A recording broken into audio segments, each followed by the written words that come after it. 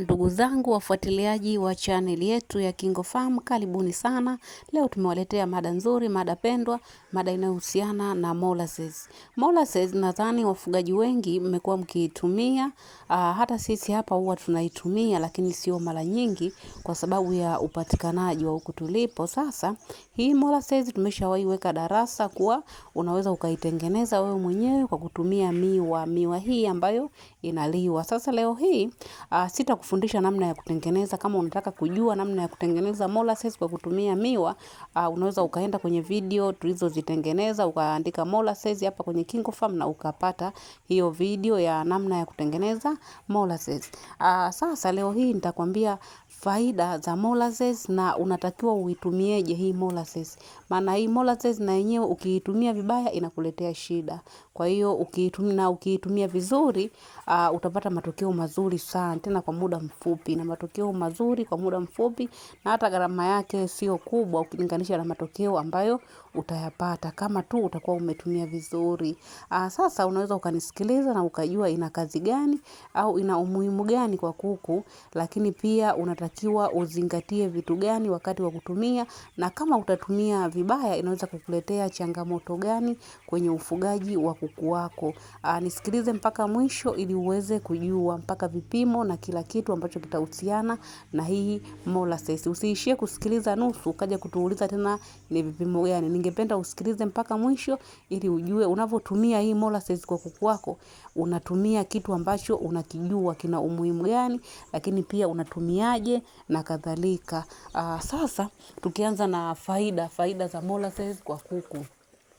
Molasses yoyote au kama utaweza ukainunua dukani, huwa zinauzwa bei ndogo. Kwa kilo moja unakuta ni shilingi 8,000 mpaka 10,000, inategemea. Kwa lita moja nadhani ni shilingi 8,000 mpaka shilingi 10,000. Kama una miwa unaweza ukatengeneza wewe mwenyewe nyumbani kwako ili kupunguza gharama. Sasa tukianza na faida za hii molasses. Molasses kwanza ina virutubisho ambavyo ni muhimu kwa kuku, ambavyo vinaenda kumsaidia kuku wako kupata uzito, kupata afya bora, lakini pia kuimarisha kinga za mwili wake. Molasses ina kiwango kikubwa sana cha energy. Inafanya kuku waweze kuwa na nguvu, waweze kuwa imara, waweze kuchangamka. Sasa wale kuku ambao huwaga wanakuwa wamezubaa. Lakini pia hii molasses ina vitamin, na vitamin ambazo ni muhimu sana kwenye mwili wa kuku, lakini vile vile ina madini mbalimbali. Molasses ina madini mbalimbali ambayo ni muhimu sana kwa kuku, ikiwemo madini ya calcium, madini pia ya phosphorus utayapata kwenye hii molasses. Lakini pia molasses huwa inakuwa ina protini. Ina protini ambayo ni muhimu sana kwa kuku.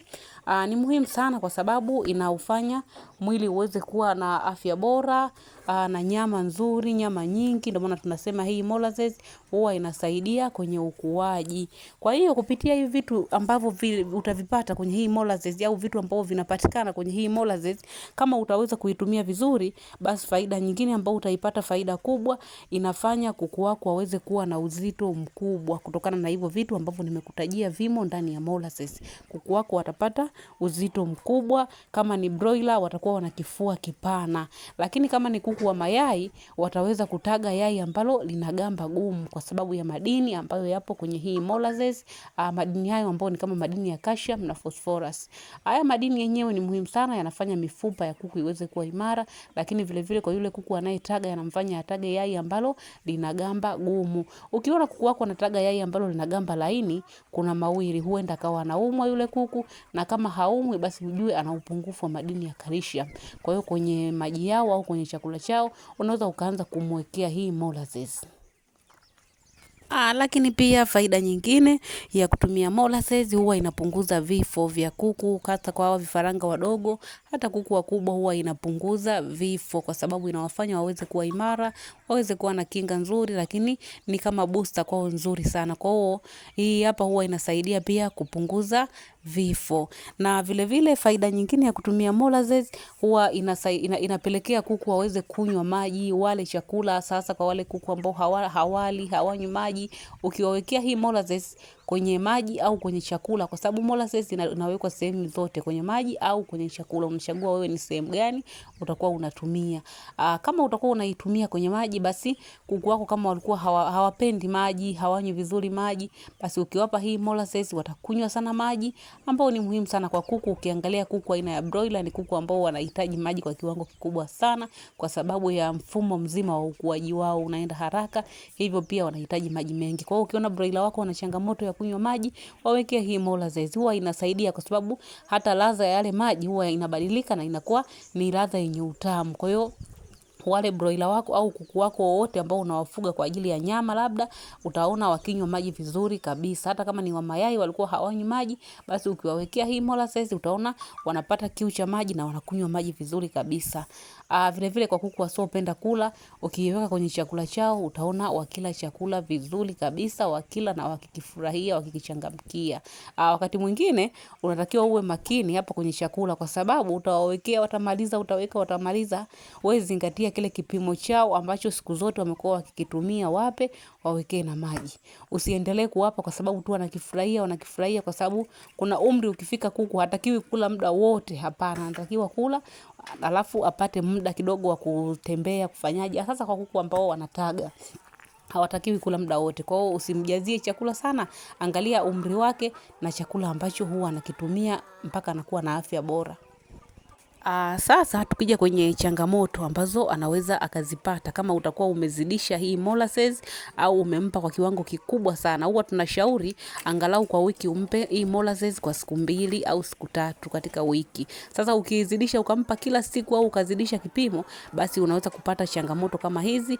Inaweza ikakupelekea banda lako likawa linaloa sana, yale maranda au matandazo yakawa yanaloa sana sana, kwa sababu kuku watakuwa wanakunywa maji mengi sana, hivyo watakuwa wanajisaidia kile kinyesi ambacho kitakuwa kinalowesha banda muda wote. Na banda linapoloa muda wote huwa ni tatizo, kwa sababu inaweza ikawapelekea magonjwa yale ya bakteria, magonjwa kama coccidiosis na miharo mingine mbalimbali, ambayo tena itakuja kuwa shida kwa kuku wako. Kwa hiyo hakikisha unawapa katika siku 2 au 3, lakini pia zingatia kipimo sahihi.